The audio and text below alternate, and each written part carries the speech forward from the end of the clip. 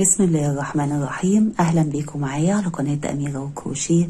النهاردة ان شاء الله هنشتغل مع بعض سليبر كروشيه، شكله حلو جدا ورقيق وسهل جدا جدا في شغله. ده كده شكل الغرزة، والغرزة هنا سهلة جدا وبتكرار لسطرين اتنين. المقاس اللي هشتغله معاكي في الفيديو لابس مقاس 37 38، واحنا شغالين مع بعض في الفيديو ان شاء الله هقولك الخطوات اللي هتعمليها لو حبيتي تكبري المقاس او تصغريه عن كده. انا هنا اشتغلت بخيط اليس بيبي سكرين وبإبرة مقاس 2.5 الالومنيوم، اخد مني في الفردتين 65 جرام.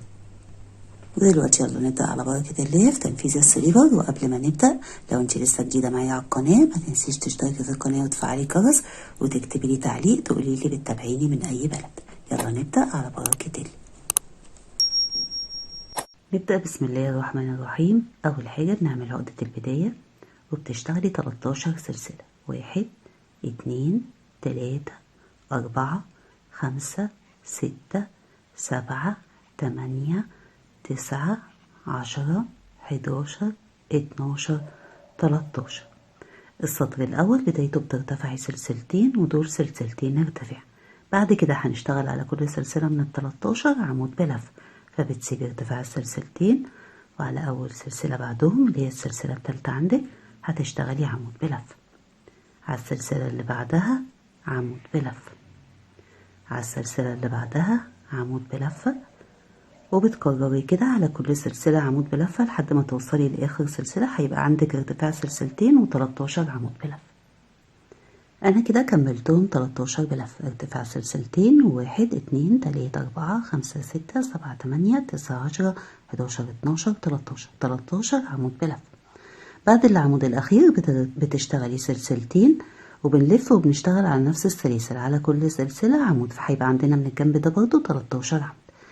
أول عمود هتشتغليه على السلسلة اللي اشتغلتي عليها العمود الأخير، بعد كده بتلفي وبتشتغلي على نفس السلسلة اللي اشتغلتي عليها، كده يعتبر تاني عمود، فهيبقى تحت كده قدامك برضو تاني عمود، وتشتغلي كده على كل سلسلة عمود، فبيبقى عندك عمود من الجنب ده وعمود من الجنب ده، وبتبقي واخدة معاكي الخيط تحت الشغل عشان تقفليه بالمرة. تمام، هتشتغلي كده على كل سلسلة عمود لحد آخر سلسلة، فهيبقى عندك بعد السلسلتين 13 عمود. بعد ما اشتغلتي على كل سلسلة عمود فكده عندنا 13 عمود. آخر السطر هتشتغلي سلسلتين وهتقفلي منزلقة على أول عمود. احنا عندنا دول سلسلتين ارتفاع بيتاجوا ورا الشغل، فهتدخلي كده على أول عمود وتسحبي الخيط وتعديه من على اللفة اللي عليها. فكده السطر الأول عندنا فيه 13 عمود سلسلتين 13 عمود سلسلتين، يعني إجمالي عدد الأعمدة في السطر الأول 26 عمود. بعد كده بقى بتظبطي الخيط ده كده وتقصي. السطر التاني بدايته بترتفعي سلسلتين، والسلسلتين دول سلسلتين ارتفاع بيتضربوا معانا ورا الشغل عشان ما يبقاش فيه خط سلاسل باين. تمام، بعد كده هتشتغلي على كل عمود عمود، فهتدخلي كده على أول عمود تشتغلي عليه عمود، على التاني عمود، وبتكرري كده على كل عمود عمود لحد العمود ال13، فهيبقى عندك برضو ارتفاع سلسلتين و13 عمود. بعد ما اشتغلتي على كل عمود عمود ووصلنا للعمود اللي قبل السلسلتين اللي هو آخر عمود معانا، هنا هندخل جوه السلسلتين نشتغل عمود وسلسلتين وعمود، وهما دول اللي بيزودوا عدد الأعمدة معانا. تمام، بعد كده هتلفي وتشتغلي تاني على كل عمود عمود، هتشتغلي كده على كل عمود عمود لحد آخر عمود قبل السلسلتين. بعد ما اشتغلتي على كل عمود عمود بتدخلي جوه السلسلتين تشتغلي عمود وسلسلتين وعمود زي ما اشتغلنا في الجنب الأول، وآخر السطر بنقفل على أول عمود، بنسيب سلسلتين الارتفاع وتدخلي كده على أول عمود تسحبي الخيط وتعديه من على اللفة اللي على الإبرة المنزلقة. فاحنا كل سطر بيزيد معانا 4 أعمدة، 2 من الجنب ده و2 من الجنب ده، ففي السطر ده بقى عندنا 15 عمود سلسلتين 15 عمود سلسلتين، يعني عدد الأعمدة بقوا 30 عمود، زادوا 4 أعمدة عن السطر اللي تحت، وفي كل سطر بيزيد معانا 4 أعمدة. السطر التالت بترتفعي سلسلتين وعلى أول عمود يقابلك، عشان دول سلسلتين ارتفاع معانا مش بيتحسبوا عمود، فبنشتغل على أول عمود. هتشتغلي كده على أول عمود عمود وعلى التاني عمود، وبتكرري كده على كل عمود عمود لحد العمود اللي قبل السلسلتين. بعد ما اشتغلتي على كل عمود عمود وصلتي للعمود اللي قبل السلسلتين، بتدخلي جوه السلسلتين تشتغلي عمود وسلسلتين وعمود. يبقى احنا بنشتغل جوه السلسلتين عمود سلسلتين عمود. بعد كده بترجعي تلفي وتشتغلي على كل عمود عمود لحد ما توصلي للعمود اللي قبل السلسلتين، اخر عمود في الجنب ده. بعد ما اشتغلت على اخر عمود عمود فتدخلي جوه السلسلتين تشتغلي عمود وسلسلتين وعمود، واخر السطر هتلاقي عندك عمود اللي احنا زودناه تحت، فهتشتغلي عليه عمود وتقفلي بمنزلقة على اول عمود يقابلك. تمام. فاحنا كده في السطر الثالث عندنا 17 عمود سلسلتين، 17 عمود سلسلتين، يعني اجمالي عدد الاعمدة زاد وبقى 34 عمود. السطر الرابع بنشتغل بنفس الطريقة، بترتفعي سلسلتين وتشتغلي على كل عمود عمود لحد اخر عمود اللي قبل السلسلتين. هتشتغلي كده لحد العمود اللي قبل السلسلتين تشتغلي عليه عمود ونرجع نكمل. انا كده اشتغلت على كل عمود عمود لحد العمود اللي قبل السلسلتين. جوه السلسلتين بتشتغلي عمود وسلسلتين وعمود. بعد كده بتلفي وبتشتغلي على كل عمود عمود لحد العمود اللي قبل السلسلتين. هتشتغلي كده لحد العمود اللي قبل السلسلتين ونرجع نكمل. بعد ما اشتغلتي على كل عمود عمود وصلتي للسلسلتين، بندخل جوه السلسلتين نشتغل عمود وسلسلتين وعمود. وهنا في اخر السطر بيبقى عندنا عمودين اللي هما زادوا في السطرين اللي تحت، فهتشتغلي على كل عمود منهم عمود وتقفلي بمنزلقة على اول عمود يقابلك. تمام. وده كده السطر الرابع عندنا. واحنا في السطر الرابع عندنا 19 عمود سلسلتين، 19 عمود سلسلتين، فاجمالي عدد الاعمدة بقى عندنا 38 عمود. ودلوقتي هنشتغل السطر الخامس. السطر الخامس بترتفعي سلسلتين وهنشتغل بنفس الطريقة، هتشتغلي على كل عمود عمود لحد العمود اللي قبل السلسلتين. بعد ما اشتغلتي على كل عمود عمود ووصلتي لاخر عمود قبل السلسلتين، احنا كده اشتغلنا 5 سطور. انا هشتغل 6 سطور عشان المقاس زي ما قلت لك يلبس 37 38. لو انت بتشتغلي المقاس اصغر او لو الخيط معاكي اسمك حاجه بسيطه، فانت هنا هتشتغلي عمودين، 1 2، يعني هتلغي السلسلتين. تمام. وترجعي بقى تشتغلي على كل عمود عمود. وهنا برضو لما هتوصلي للجنب التاني هتشتغلي عمودين جوه السلسلتين، يعني مش هتشتغلي السلسلتين عشان لما تشتغلي السطر الجاي تشتغليه بقى على اعمده ميبقاش فيه سلاسل. تمام. يبقى انت لو هتشتغلي المقاس اصغر او لو الخيط معاكي اسمك حاجه بسيطه فما بتشتغليش السلسلتين، لكن انا هنا هشتغل عمود سلسلتين عمود عشان انا لسه في السطر الجاي هشتغل. تمام. يبقى هتشتغلي عمودين في حالة لو الخيط أسمك أو لو المقاس أصغر. بعد كده هتلفي وترجعي بقى تشتغلي على كل عمود عمود لحد ما توصلي لحد العمود اللي قبل السلسلتين. هنيجي نكمل مع بعض. بعد ما اشتغلتي على كل عمود عمود ووصلنا للسلسلتين، لو انت شغاله هنا عمودين جوه السلسلتين فهنا برضو هتشتغلي عمودين جوه السلسلتين، ولو شغاله زيي فهتشتغلي عمود وسلسلتين وعمود. واخر السطر هيبقى عندك 3 اعمدة، بتشتغلي على كل عمود منهم عمود، 1 2 3، وتقفلي بمنزلقة على اول عمود. فكده احنا عندنا عدد الاعمدة عبارة عن 21 عمود سلسلتين، 21 عمود سلسلتين، يعني اجمالي عدد الاعمدة كده من غير سلاسل 42 عمود. اما انت لو مشغلة من غير سلاسل فهيبقى عندك 42 عمود من غير سلاسل. ودلوقتي هنشتغل السطر السادس، والسطر السادس ده هيبقى اخر سطر معانا في الجزء ده كده. خلاص اللي بعده هنشتغل الغرزة. فهترتفعي السلسلتين وتشتغلي على كل عمود عمود لحد ما توصلي لحد السلسلتين. هتشتغلي كده على كل عمود عمود.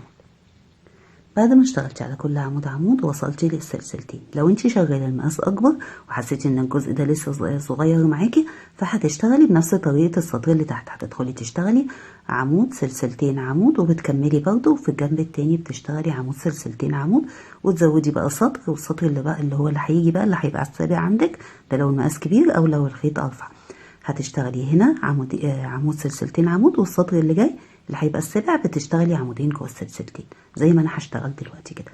اما لو مقاس زي كده والخيط زي فهتشتغلي عمودين. وده كده هيبقى اخر سطر معانا.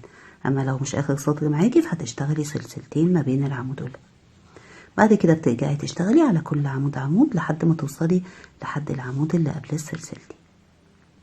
انا كده اشتغلت على كل عمود عمود، وهدخل اشتغل جوه السلسلتين عمودين. اما لو انتي شغالة في الناحية التانية عمود سلسلتين عمود، فهنا برضو بتشتغلي عمود سلسلتين عمود.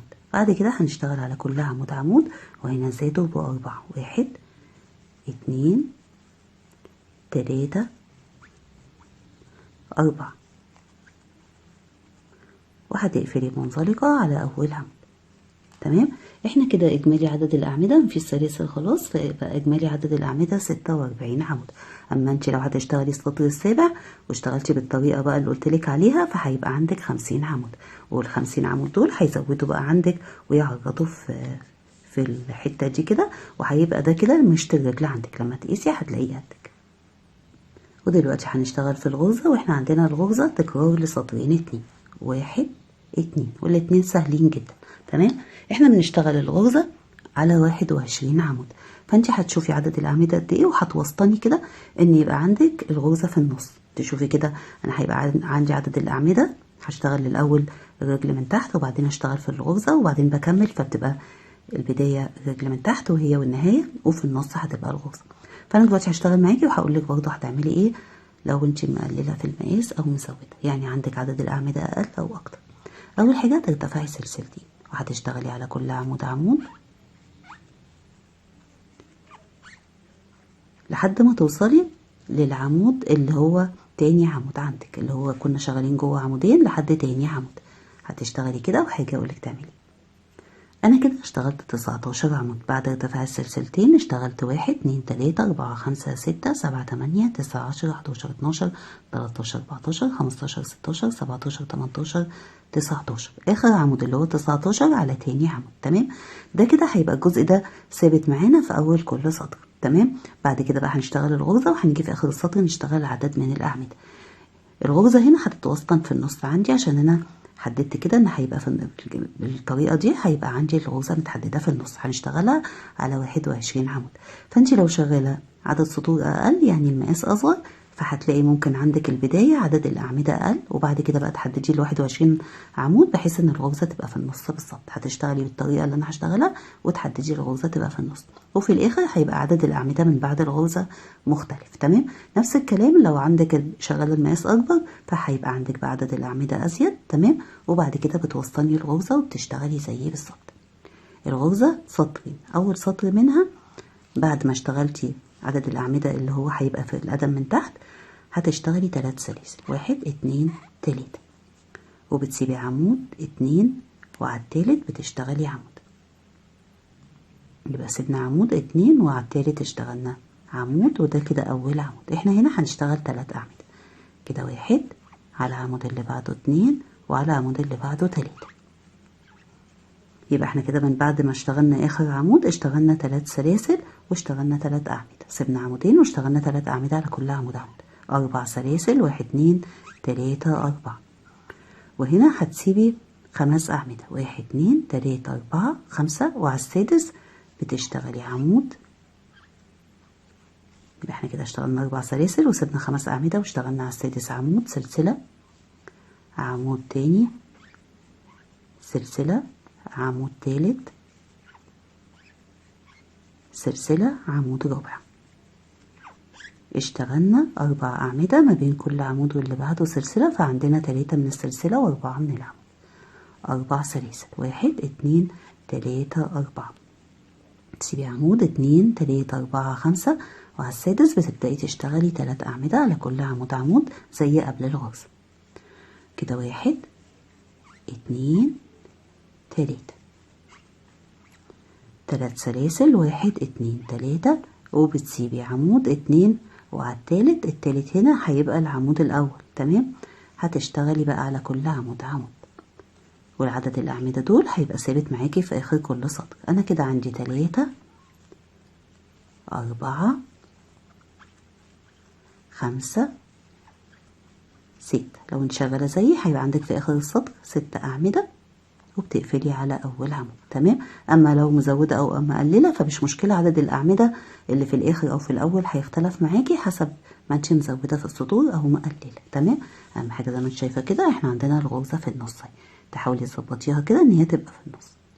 يبقى السطر الاول من الغرزه عباره عن 3 سلاسل، ونسيب عمودين ونشتغل 3 أعمدة على كل عمود عمود، 4 سلاسل ونسيب 5 أعمدة، وعلى السادس نشتغل زي ما انت شايفة كده 4 من العمود، ما بين كل عمود واللي بعده سلسلة، 4 سلاسل نسيب 5 أعمدة، ونبدأ من على السادس نشتغل 3 أعمدة على كل عمود عمود، وبعدين 3 سلاسل ونسيب عمودين ونشتغل الأعمدة اللي في آخر السطر. الأعمدة اللي في أول السطر واللي في آخر السطر هتبقى ثابتة معاكي لحد ما نخلص الجزء الأول اللي هو الغرزة. بعد كده هترتفعي سلسلتين وهتشتغلي عدد الأعمدة لحد ما توصلي، هتشتغلي كده على كل عمود عمود لحد ما توصلي للعمود اللي هو بعده السلاسل، آخر عمود كده قبل السلاسل. بعد ما اشتغلتي عدد الأعمدة اللي معاكي في أول كل سطر هيبقوا دول ثابتين معاكي في أول كل سطر. تمام.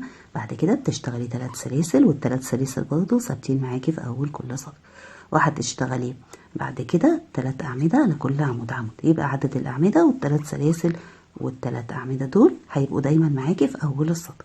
الغرزة سطرين هم اللي هيختلفوا السطرين بس. تمام. يبقى احنا كده اشتغلنا 3 سلاسل، عدوا فوق ال3 سلاسل و3 أعمدة على كل عمود عمود. هتاخدي لفة على الإبرة كده السطر التاني من الغرزة، وبتدخلي جوه أول سلسلة تقابلك. تمام. تشتغلي جواها 5 أعمدة، هتزودي هتطولي إيدك في أول عمود كده والتاني والتالت، وابتداء بقى من الرابع بتشتغلي عمود العادي من غير ما تطولي ايدك كده. 1 2، فكده اشتغلنا 5 أعمدة، 1 2 3 4 5. يبقى كده من بعد ال3 أعمدة اشتغلنا 5 أعمدة جوه أول سلسلة. جوه تاني سلسلة هتشتغلي عمود وسلسلة وعمود، فكده بقى عندنا 6 أعمدة سلسلة. هيبقى عندنا برضو هنا 6 أعمدة. هتدخلي كده جوه السلسلة تشتغلي 5 أعمدة، 1 2، ابتداء من التالت بقى تبدأي تطولي ايدك كده حاجة بسيطة كده، 3 4 5. بتطولي ايدك عشان احنا هنا مش بنشتغل سلسلة. تمام. فعشان ما يكشكش معاكي. بعد كده بترجعي تشتغلي على ال3 أعمدة ودول ثابتين معاكي برضو. بعد الغرزة بيبقى عندك 3 أعمدة على كل عمود عمود و3 سلاسل، وبترجعي بقى تشتغلي الأعمدة اللي هي بتبقى ثابتة معاكي في آخر كل سطر. يبقى الغرزة عندك في السطر التاني عبارة عن 3 سلاسل 3 أعمدة، مفيش فرق سلاسل ما بين ال3 أعمدة والغرزة وما بين الغرزة وال3 أعمدة. أما الغرزة بتبقى 5 أعمدة جوه أول سلسلة، وجوه تاني سلسلة عمود سلسلة عمود، وجوه السلسلة رقم 3 5 أعمدة، فبيبقى 6 أعمدة سلسلة 6 أعمدة. ده كده السطر التاني عندنا من الغرزة. دلوقتي بقى هتكملي عدد الأعمدة اللي بيبقى ثابت معاكي في آخر كل سطر، وترتفعي سلسلتين وتشتغلي عدد الأعمدة اللي بيبقى برضه ثابت معاكي في أول كل سطر والثلاث سلاسل، وبتشتغلي على كل عمود من ال3 عمود. أنا كده ارتفعت السلسلتين واشتغلت على كل عمود عمود والثلاث سلاسل وعلى كل عمود من ال3 عمود. الجزء ده كده لحد كده ثابت معاكي في أول كل سطر في الغرزة. السطر اللي هشتغله معاكي أنا دلوقتي هشتغل معاكي سطرين هم دول اللي بيتكرروا معاكي. أول سطر منهم هنشتغل 3 سلاسل، بعد ال3 أعمدة بتشتغلي 3 سلاسل، تحت اشتغلنا 4، أما هنا هنشتغل 3. تمام. بعد كده هتدخلي جوه السلسلة اللي ما بين العمود والعمود اللي بعده. احنا كنا هنا في العمود في السلسلة رقم 2 اشتغلنا عمود سلسلة عمود، هتدخلي جواها تشتغلي عمود سلسلة تاني عمود سلسلة تالت عمود سلسلة رابع عمود. فكده عندنا 4 من العمود، 1 2 3 4 و3 من السلسلة. بعد كده بتشتغلي 3 سلاسل، 1 2 3. يبقى الغرزة هنا 3 سلاسل وتدخلي جوه السلسلة اللي ما بين العمود والعمود اللي بعده تشتغلي 4 من العمود، ما بين كل عمود واللي بعده سلسلة، وبعدين 3 سلاسل. هنا بس اللي كانوا 4، أما لما هتكرري هيبقوا 3. بعد كده بقى بتشتغلي اللي هو الثابت معانا في آخر كل سطر. هتشتغلي 3 أعمدة على كل عمود عمود و3 سلاسل، وتشتغلي الجزء اللي معاكي في آخر السطر، وبعد كده بقى بتبدأي السطر وبتشتغلي لحد ال3 أعمدة. تمام. بعد ما اشتغلتي عدد الأعمدة ثابت معاكي في أول كل سطر والتلات سلاسل اللي بيبقوا فوق التلات سلاسل والتلات أعمدة اللي بيبقوا فوق التلات أعمدة. بنشتغل السطر التاني من الغرزة وده كده هيتكرر معاكي بنفس الطريقة، هو نفس السطر اللي تحت. تاخدي لفة على الإبرة وتدخلي على طول كده جوه السلسلة، مفيش فرق سلاسل. بس لو حسيتي إن الجزء ده مسك منك كده ممكن تشتغلي سلسلة قبل الست أعمدة وسلسلة بعدهم، تمام؟ ده في حالة لو انت حسيتي إن هو هيضيق معاكي، لكن هو مش هيضيق ولا حاجة. هنشتغل 5 أعمدة جوه أول سلسلة بنفس الطريقة كده. أول عمود بتعليه كده، تاني عمود بتعليه برضو، وبتبدأ من التالت بقى بتبدأي تشتغلي بالطريقة العادية كده 4 5. تمام، يبقى احنا كده جوه أول سلسلة اشتغلنا 5 أعمدة. جوه تاني سلسلة هتشتغلي عمود سلسلة عمود. بعد كده هتدخلي جوه السلسلة رقم 3 تشتغلي 5 أعمدة. في أول 3 أعمدة بتبقى ايدك عادية كده في العمود. العمودين بقى اللي في الآخر بتحاولي تطولي العمود كده عشان يتظبط معاكي، تمام؟ وبتروحي على ال3 أعمدة تشتغلي على كل عمود عمود. لو هنا برضو يعني لو انت حسيتي ان الجزء ده ضيق معاكي بتزودي هنا سلسلة وهنا سلسلة، لكن هو زي ما بقولك كده في المقاس مظبوطة من غير سلسلة. بعد كده هتشتغلي بقى على كل عمود عمود من ال3 و3 سلاسل، وبتشتغلي لحد الآخر وبتكملي بقى لحد ما توصلي للجزء ده. انت كده اللي هيكرر معاكي سطرين الغرزة 1 2 بيتكرروا معاكي لحد ما توصلي لحد الجزء ده من القدم، تمام؟ الجزء ده كده زي ما انت شايفه كده اول ما الرقبه تعلى معانا. طيب انا هنا كررته 4 مرات 1 2 3 4. لو انت شغاله لمقاس اكبر فهيكرر معاكي برضو ال4 مرات عشان انت هنا هتبقي مزوده سطر، تمام؟ فهيعلى معاكي. لو كررتيها 5 مرات فهتبقى فوق بقى لحد هنا ومش هتبقى شكلها حلو. يبقى الغرزة هتكرريها لحد ما تكرر معاكي 4 مرات. طيب لو شغالة المقاس أصغر فممكن تكرريها 3 مرات بس. هتكرري كده لحد ما توصلي إن انت تكرريها 4 مرات أو 3 لو المقاس أصغر، وهنرجع نكمل مع بعض. أنا كده اشتغلت لحد ما الغرزة اتكررت معايا 4 مرات 1 2 3 4. احنا عندنا الغرزة تكرر لسطرين، يعني اشتغلنا في الجزء ده كده 8 سطور، تمام؟ انت بقى لو شغالة لمقاس اصغر فهيبقى عندك تكرار 3 بس، تمام؟ احنا كده خلصنا الجزء الاول من السليبر اللي هو بيبقى وش الرجل والقدم من تحت، تمام؟ بعد ما توصلي بقى لاخر السطر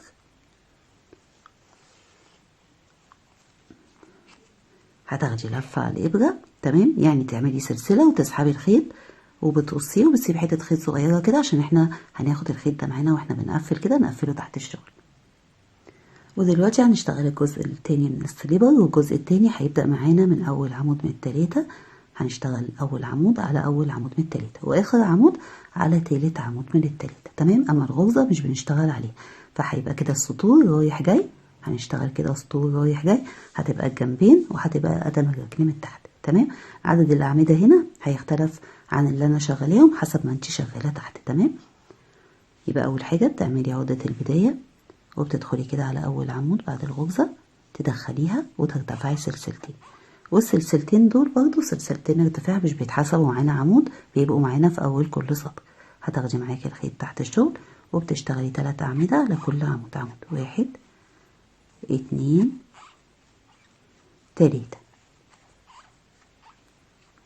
بعد كده بتدخلي جوه ال3 سلاسل تشتغلي 3 أعمدة 1 2 3. على كل عمود هتشتغلي عمود، تشتغلي كده على كل عمود عمود. هتشتغلي على كل عمود عمود وانا هاجي اشتغل معاكي العمود اللي هو تحت المنزلقه اللي هشتغله معاكي بالطريقه اللي هتشوفيها. يبقى احنا كده اشتغلنا على 3 أعمدة، ارتفعنا سلسلتين واشتغلنا على 3 أعمدة على كل عمود عمود جوه السلاسل 3 أعمدة، وبعدين اشتغلنا على كل عمود عمود وكنا واخدين الخيط معانا تحت الشغل. بتظبطي الخيط وتقصي الخيط اللي كنت واخداه تحت الشغل. كده وصلنا لقفلة السطر، فهنشتغل تحت المنزلقة اللي قفلنا بيها السطر اللي تحت عمود. بنشتغل عشان ميبقاش فيه فراغ ما بين العمود ده والعمود اللي بعده، تمام؟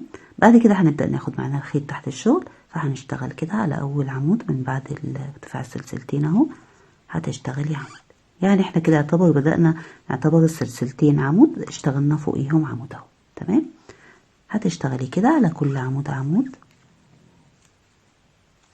واخده معاكي الخيط تحت الشغل. تمام. هتشتغلي على كل عمود عمود لحد ما توصلي لحد ال3 سلاسل. هتشتغلي لحد العمود اللي قبل ال3 سلاسل وهاجي اكمل معاكي.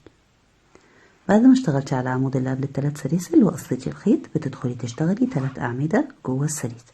1 2 3، وعلى ال3 اعمده لكل عمود عمود. 1 2 3.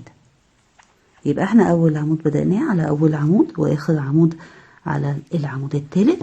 تمام. والغرزه دي هتبقى هي الوش من قدام. هنشتغل بقى السطور رايح جاي. السطر اللي هيكرر معاكي هو سطر واحد، بدايته بترتفعي سلسلتين ودول سلسلتين ارتفاع، وطالما سلسلتين ارتفاع يعني بندخل على اول عمود نشتغل عليه عمود، وده كده اول عمود معانا. هتشتغلي كده على كل عمود عمود لحد ما توصلي لحد اخر عمود بتشتغلي عليه عمود. تمام.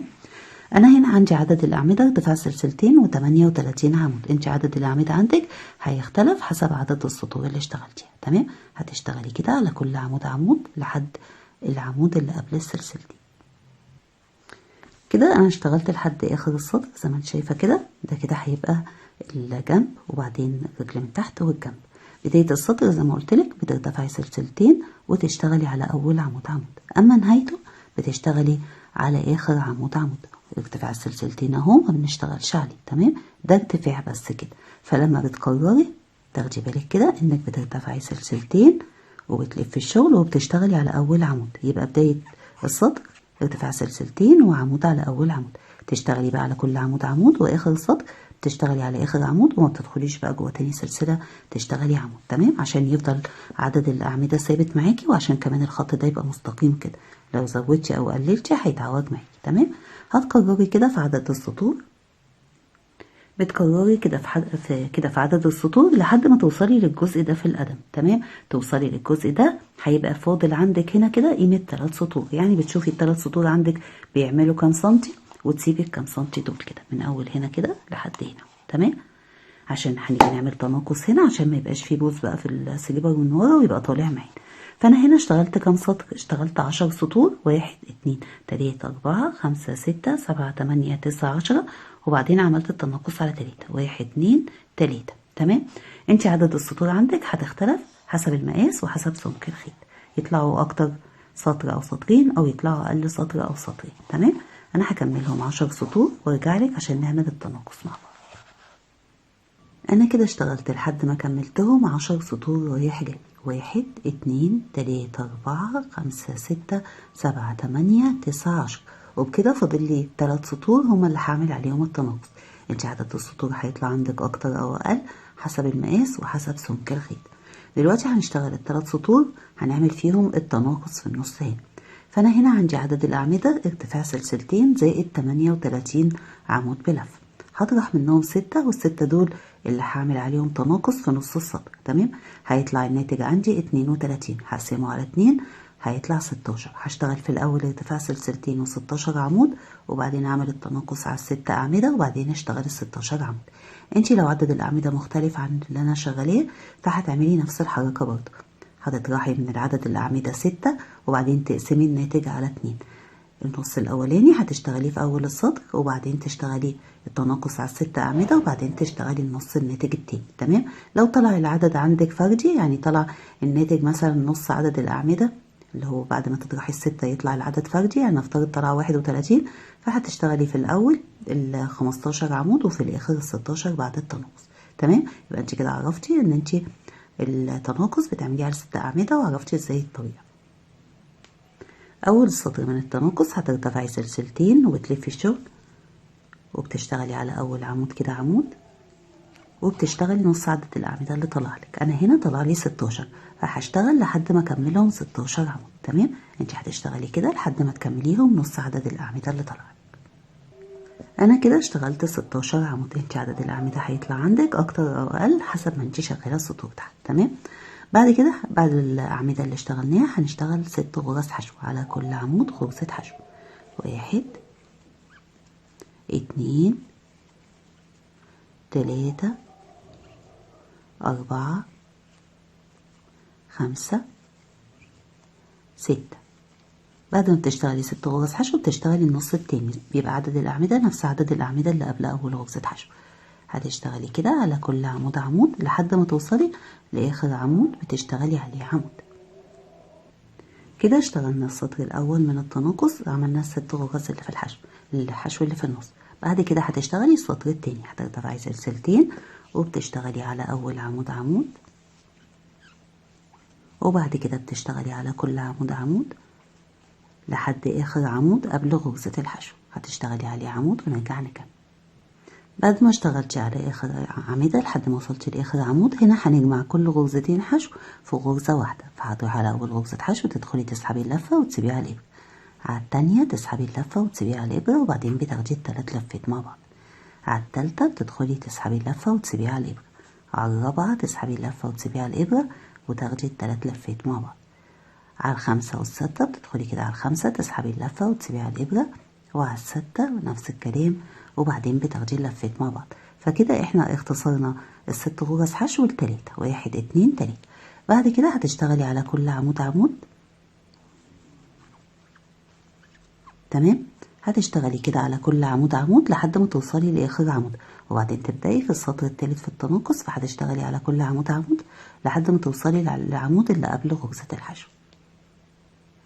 بعد ما اشتغلتي الأعمدة لحد آخر السطر وارتفعتي للسطر التالت من التناقص واشتغلتي عدد الأعمدة لحد العمود اللي قبل غرزة الحشو، هنا عندنا رؤوس ل3 غرز حشو هنختصرهم ال3 في غرزة واحدة.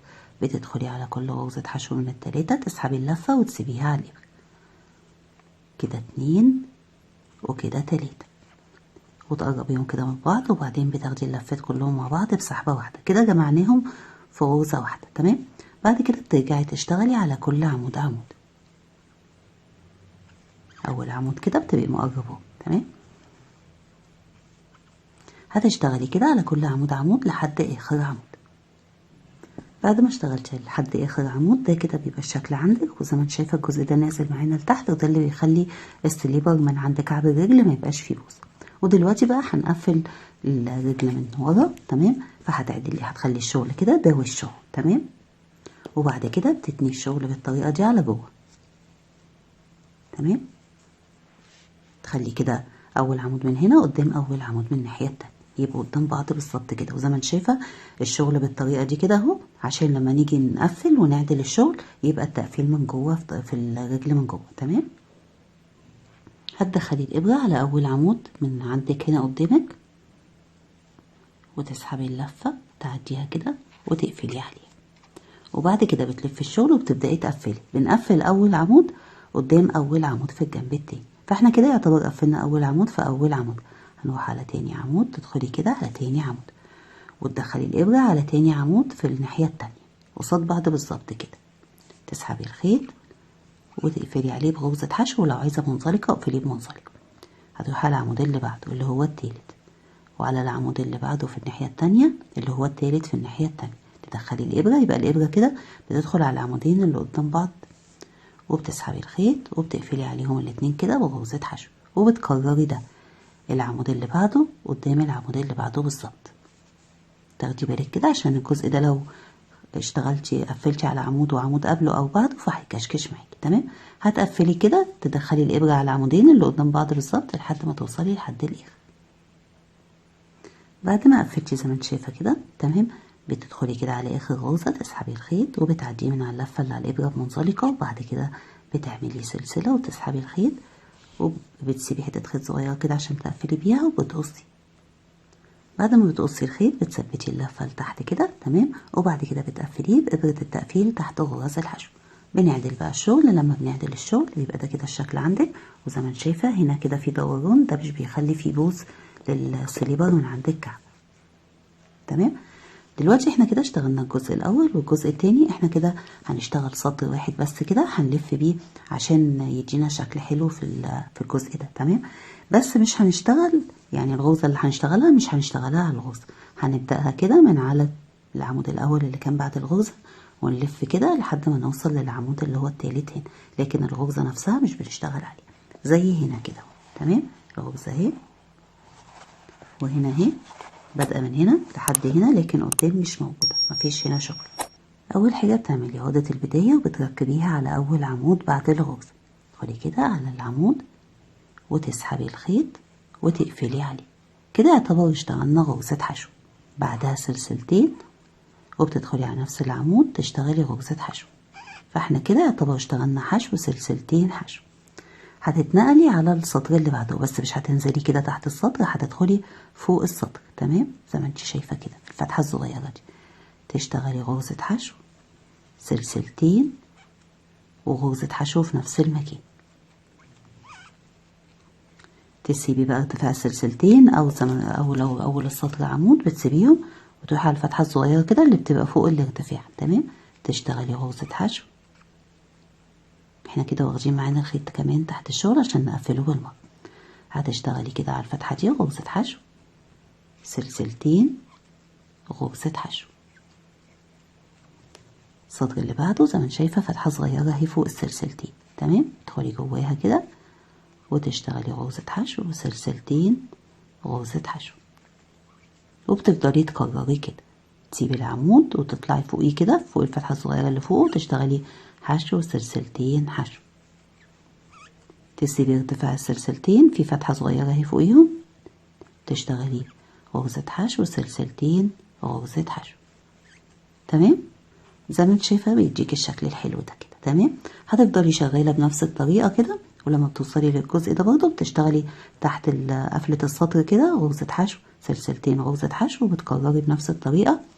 اخر غرزه حشو سلسلتين غرزه حشو انا حاجه اشتغلها معاكي، يعني هتشتغلي لحد هنا كده وانا حاجه اشتغل على العمود التالت. تمام، بعد ما اشتغلتي بنفس الطريقه كده احنا وصلنا للسطر اللي هو كده كان اول سطر اشتغلناه فوق. تمام، هندخل بقى على العمود التالت. تمام، اللي قبل الغرزه على طول. تشتغلي غرزه حشو سلسلتين وتشتغلي منزلقه مش غرزه حشو. تسحبي الخيط كده وتعديه من على اللفه اللي على الابره. تمام، يبقى احنا كده قفلنا بمنزلقه، اشتغلنا سلسلتين ومنزلقه على نفس العمود، ما اشتغلناش غرزه حشو. تمام، هتسحبي الخيط، ما تاخديش لفه بقى ولا حاجه عشان الجزء ده ما يبقاش عالي معاكي. هتقصي حته خيط كده، هتسيبي حته خيط صغيره عشان نقفل بيها وبتقصي الخيط. يبقى كده اخر حاجه اشتغلناها المنزلقه. بتركبي بقى ابره التقفيل وبتقفلي، بتنزلي كده تحت الاعمده. تمام، فكده زي ما انت شايفه عشان عملنا منزلقه طلعت مظبوطه معانا اهي، مفيش بقى علو في الجزء ده. تاخدي بالك انك تشتغلي منزلقه مش حشو. بعد كده بقى هتنزلي تحت الاعمده بابره التقفيل، تقفلي كده كويس وبعدين بتقصي الخيط. ده كده شكل السليبر في اللبس زي ما انت شايفه، ده كده شكله. دي كده الفردة اللي انا اشتغلتها معاكي، ودي الفردة اللي كنت شغاليها قبل كده. زي ما انت شايفه شكله حلو جدا والغرزه سهله جدا وبسيطه. انا كده خلصت معاكي فيديو السليبر. اتمنى الشرح يكون كان واضح ليكي، وان شاء الله نتقابل في فيديو جديد. ولحد ما نتقابل اسيبكم في رعايه الله، والسلام عليكم ورحمه الله وبركاته.